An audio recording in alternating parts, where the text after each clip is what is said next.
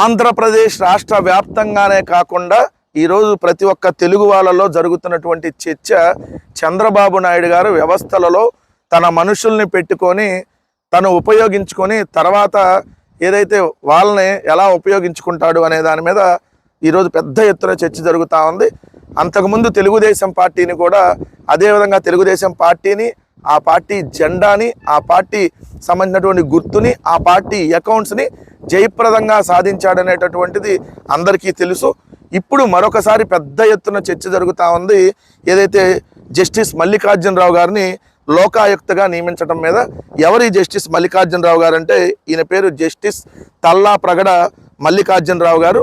ఈయన చంద్రబాబు నాయుడు గారికి skill development కేసులో ఆల్రెడీ అవినీతిలో అడ్డంగా దొరికిపోయినటువంటి చంద్రబాబు నాయుడు గారికి ఎక్కడో నొప్పులు ఉన్నాయి, ఏదో ఆపరేషన్లు చేయించుకోవాలని ముందేమో మధ్యంతర బెయిల్ ఇచ్చారు, దాని తర్వాత పూర్తిస్థాయి బెయిల్ ఇచ్చారు.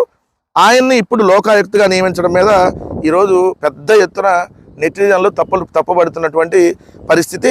ఆయన పేరును ఖరారు చేసిన చంద్రబాబు నేతృత్వంలోని కమిటీ స్కిల్ కుంభకోణంలో చంద్రబాబుకు బెయిల్ ఇచ్చినటువంటి జస్టిస్ మల్లికార్జునరావు గారు 2024లో ఒక విశ్రాంత ఏసీజే పేరును ఈ పదవికి సిఫార్సు చేసినటువంటి హైకోర్టు సీజే. అంటే దీన్ని హైకోర్టు చీఫ్ జస్టిస్ గారు రిఫర్ చేస్తారు. కానీ హైకోర్టు చీఫ్ జస్టిస్ గారు 2024లో ఈ పదవికి వేరే వాళ్ళని రిఫర్ చేసిన చంద్రబాబు నాయుడు గారు దాన్ని పక్కన పెట్టి ఏకంగా ఒక చట్ట సవరణ తీసుకొని వచ్చి, అంటే హైకోర్టు చీఫ్ జస్టిస్ గారు ఈ లోకాయుక్తను నియమించడానికి వీల్లేదు అని చెప్పి ఒక కొత్త సవరణ తీసుకొని వచ్చి ఏదైతే ముఖ్యమంత్రి, అసెంబ్లీ స్పీకరు, మండలి చైర్మన్, హోంమంత్రి, ప్రతిపక్ష నేత ఈ కమిటీలో ఉండేటట్టుగా నిర్ణయం తీసుకొని, ప్రతిపక్ష నేత ఈరోజు జగన్మోహన్ రెడ్డి గారికి వీళ్ళు ప్రతిపక్ష హోదా ఇవ్వలేదు కాబట్టి ఆయన దాంట్లోంచి తప్పించేసి సేమ్ ముఖ్యమంత్రి, అసెంబ్లీ స్పీకరు, మండలి చైర్మన్, హోంమంత్రి వీళ్ళు నిర్ణయం తీసుకొని ఒకళ్ళు నియమించేటట్టుగా ఏదైతే నిర్ణయం తీసుకొని ఈ జస్టిస్ తల్లా ప్రగడ మల్లికార్జునరావు గారిని నియమించడం జరిగింది. ఇప్పుడు పెద్ద ఎత్తున దీని మీద విమర్శలు వెల్లువెత్తుతున్నాయి. ఆల్రెడీ మీకు తెలుసు, కాక్రోచ్ జనతా పార్టీ వాళ్ళ సిద్ధాంతంలోనే మొదటగా వాళ్ళు చెప్పింది ఏదైతే సుప్రీంకోర్టు న్యాయమూర్తులు కానీ ఇలా ఎవరైతే న్యాయమూర్తులు రిటైర్ అయిపోతారో వాళ్ళని ఈ రాజ్యసభలకో లేదంటే ఇంకా రాజకీయ పదవులకో ఇంకా వేరే వాటిగా తీసుకోకూడదని చెప్పి ఆ రోజు వాళ్ళు చెప్పినటువంటి దాని ప్రకారం ఈరోజు చంద్రబాబు నాయుడు గారు ఎవరిని కూడా లెక్క చేయకుండా ఆయన్ని పెట్టుకున్నాడు అనేది క్లియర్గా అర్థమవుతుంది. మామూలుగా అయితే చంద్రబాబు నాయుడు గారు వాడుకొని వదిలేస్తాడు.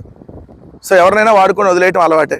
ఈ విషయంలో మాత్రం వాడుకొని ఈరోజు మళ్ళీ అందలం ఎక్కించాడు అనేటటువంటి దాన్ని విపరీతంగా వినపడుతున్నటువంటి మాట. ఇది కూడా సోషల్ మీడియాలో వస్తున్నటువంటి వార్తలు.